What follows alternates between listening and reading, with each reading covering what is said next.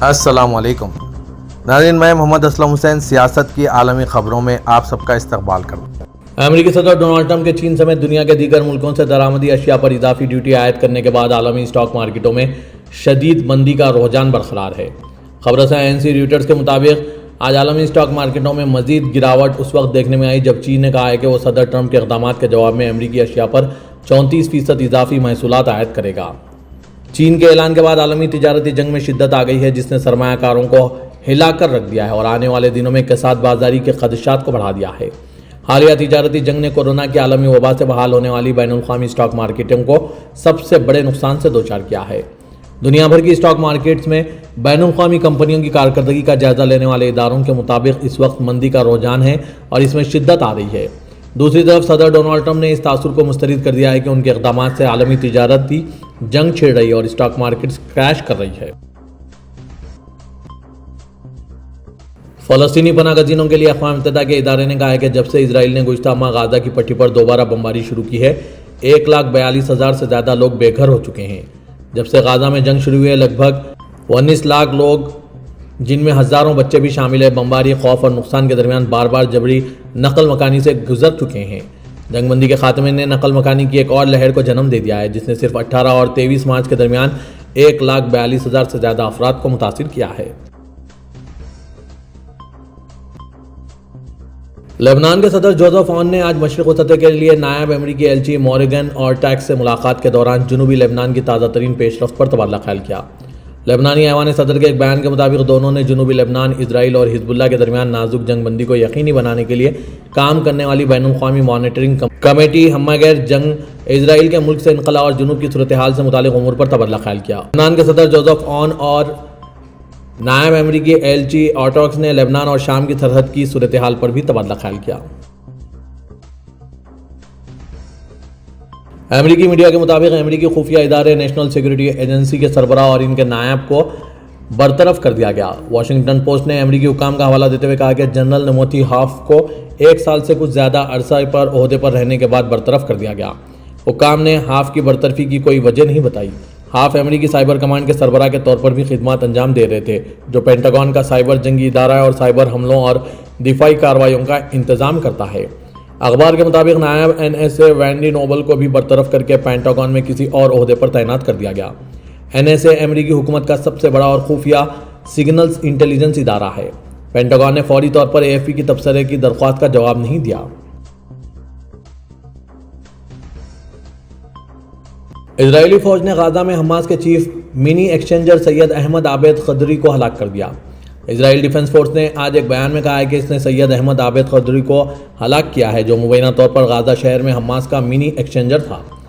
IDF کے مطابق خضری کو گزشتہ روز قتل کیا گیا۔ حماس کے اندر دہشت گردی کی مالی معاونت کا ایک اہم سہولت کار تھا۔ IDF نے کہا ہے کہ منی ایکسچینجر کے طور پر اپنے کردار میں خضری الوفاق کمپنی فنڈ کا سربراہ تھا، جسے اسرائیلی حکومت نے دہشت گرد اداروں کو فنڈز فراہم کرنے میں ملوث ہونے کی وجہ سے دہشت گرد تنظیم قرار دیا تھا۔ IDF کے مطابق خضری گزشتہ چند سالوں میں خاص طور پر 7 اکتوبر 2023 کے بعد سے حماس کے عسکری ونگ کو متعدد مالیاتی منتقلی میں ملوث تھا۔ IDF نے کہا کہ 2019 میں اپنے بھائی حامد خضری کے قتل کے بعد اس کی شمولیت بڑھ گئی، جس نے حماس کی فوجی کارروائیوں کے لیے بنیادی مالی وسائل کے طور پر بھی کام کیا تھا۔ عرب لیگ کے سیکرٹری جنرل احمد ابو الغیث نے کہا ہے کہ اسرائیل بین الاقوامی اصولوں کی صریح خلاف ورزی کرتے ہوئے غیر ذمہ دارانہ عسکری اشتعال انگیزی سے شام اور لبنان کو غیر مستحکم کرنے کی کوشش کر رہا ہے۔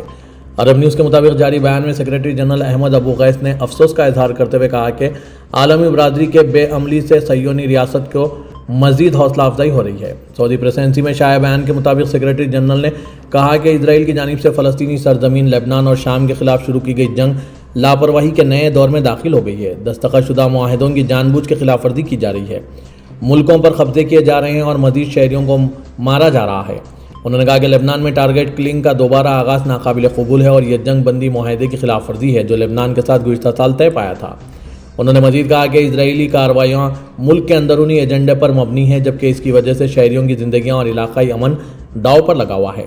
غزہ کی وزارت صحت کے مطابق اسرائیلی حملوں میں اب تک 50,000 فلسطینی ہلاک جبکہ 1,13,200 زخمی ہو چکے ہیں، جبکہ اسرائیل کی حزب اللہ سے جاری جنگ کے نتیجے میں اکتوبر 2023 سے نومبر 2024 کے درمیان لبنان میں کم از کم 3,900 61 افراد ہلاک ہو گئے ہیں اور کم از کم 16,520 زخمی ہو چکے ہیں۔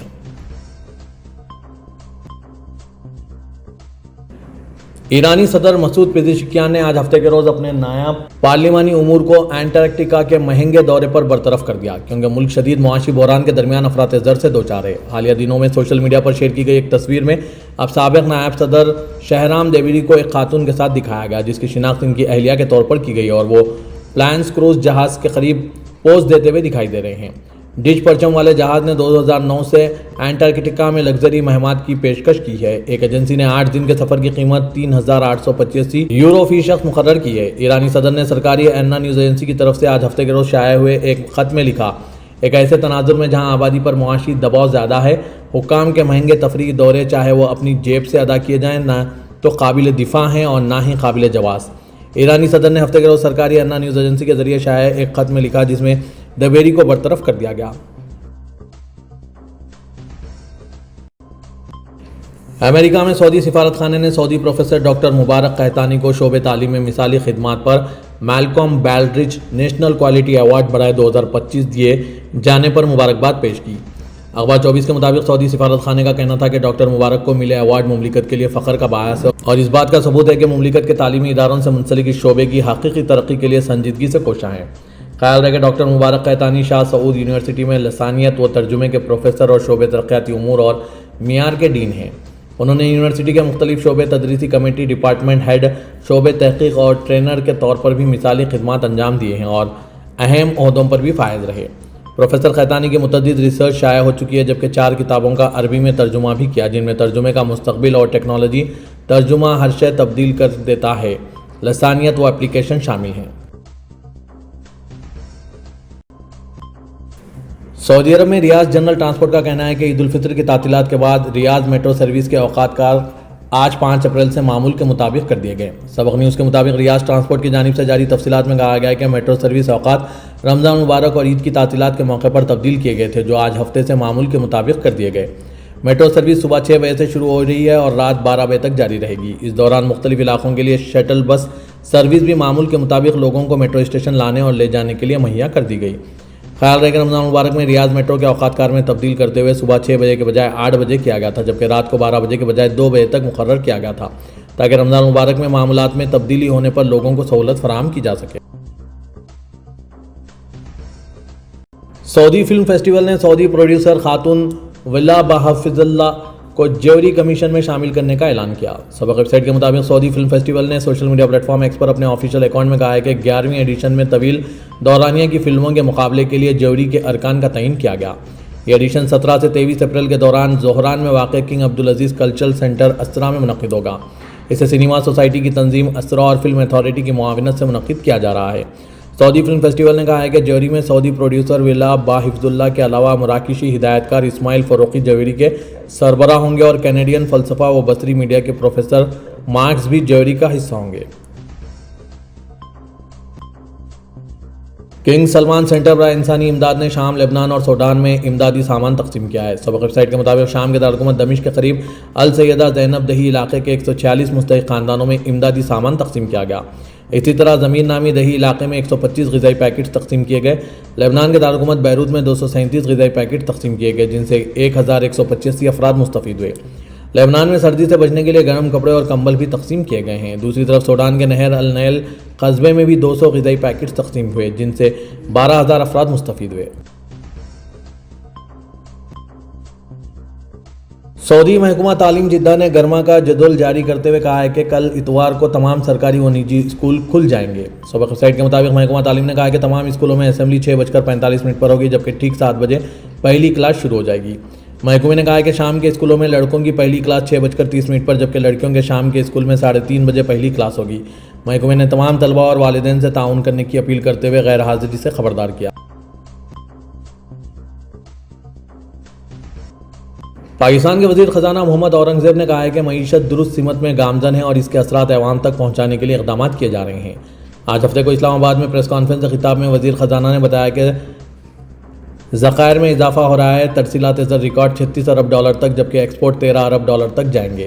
ان کا کہنا تھا کہ حکومت اس بات کو بھی یقینی بنا رہی ہے کہ ضروری اشیاء کی دستیابی میں کسی قسم کی کوئی رکاوٹ نہ آئے اور بیلنس آف پیمنٹ کی صورتحال کو بھی برقرار رکھا جائے۔ اورنگزیب نے کہا کہ معاشی استحکام کو پائیدار استحکام میں بدلنا ہے اور اس کے ثمرات عوام تک پہنچانا ہے۔ انہوں نے کہا کہ ضروری اشیاء کی قیمتوں کی نگرانی کے لیے ادارے جاتی نظام لا رہے ہیں۔ ہماری ذمہ داری ہے کہ مہنگائی میں کمی کے اثرات کو عوام تک پہنچایا جائے۔ ہندوستان کے وزیر اعظم نریندر مودی نے بنگلہ دیش کے مشیر اعلیٰ محمد یونس سے ملاقات کے دوران بنگلہ دیش میں اقلیتوں بشمول ہندوؤں کی سیفٹی پر ہندوستان کی تشویش کا ظاہر کیا ہے۔ انہوں نے توقع کی کہ حکومت بنگلہ دیش اقلیتوں کی سیکورٹی یقینی بنائے گی، وہ ان پر ظلم و زیادتی کے کیس کی اچھی طرح تحقیقات کرائے گی۔ دونوں قائدین کی ملاقات بیمسٹک چوٹی کانفرنس کے حاشیے پر ہوئی۔ گزشتہ سال اگست میں وزیر اعظم شیخ حسینہ کی برطرفی کے بعد سے یہ پہلی ملاقات تھی۔ محمد یونس سے مودی کی ملاقات کی بریفنگ دیتے ہوئے معتمر خارجہ وکرم مسری نے کہا ہے کہ مودی نے بنگلہ دیش میں اقلیتوں بشمول ہندوؤں کی سلامتی و تحفظ کے تعلق سے ہندوستان کی تشویش سے بنگلہ دیش کے مشیر اعلیٰ کو واقف کروایا۔